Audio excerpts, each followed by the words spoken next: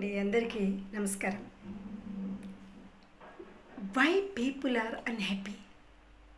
ఎందుకు ప్రజలు సంతోషం లేకుండా బాధపడుతూ ఉన్నారు?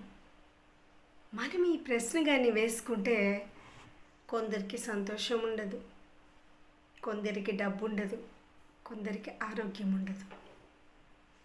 ఇలాగ రకరకాల కారణాలతో మనిషి ఎప్పుడు బాధపడుతూనే ఉంటాడు. కానీ మనము కారణాలు కూడా బాగా తెలుసుకోవాలి. ఎందుకు అంటే మన హ్యాపీనెస్, మన సంతోషం అనేది మనది. మనం సంతోషంగా ఉంటే మన చుట్టూ ఉన్న వాళ్ళు సంతోషంగా ఉంటారు, మన కుటుంబం సంతోషంగా ఉంటుంది.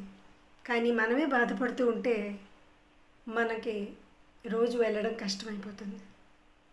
అయితే ఇవాళ ఆ కారణాలు తెలుసుకుందాం. చూడండి, మొట్టమొదటి కారణం ఏంటి తెలుసా?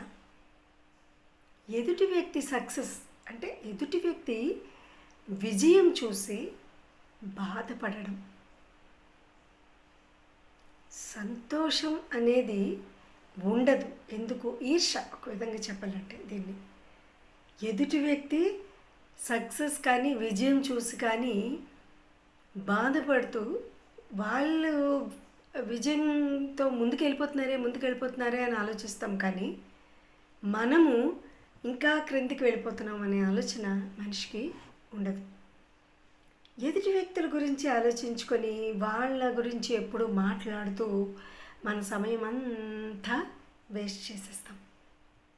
ఇలా వద్దు, అలా వద్దు, ఇలా చేయకూడదు, అలా చేయకూడదు, ఈ రకరకాల ఆలోచనలతో బాధపడుతూనే లైఫ్ అంతా గడిచిపోతూ ఉంటుంది. మొట్టమొదటిగా మనం చేయాల్సింది ఏంటంటే ఎదుటి వ్యక్తి సక్సెస్ని చూసి మనం సంతోషపడాలి. అట్లీస్ట్ ఒకవేళ పడలేకపోయిన పక్షంలో, మీ మనసు అంతా బాధ అనిపించిన పక్షంలో కనీసం ఈర్ష్య పడకుండా తటస్థంగా ఊరుకోవడమైనా చేయాలి. ఒక్క విషయం తెలుసా? మనం సంతోషంగా ఉండాలి అంటే ఎదుటి వ్యక్తిలోని సాధించిన ఏ ఒక్క అంశమైనా కూడా మనము అప్రిషియేట్ చేయగలిగి ఉండాలి.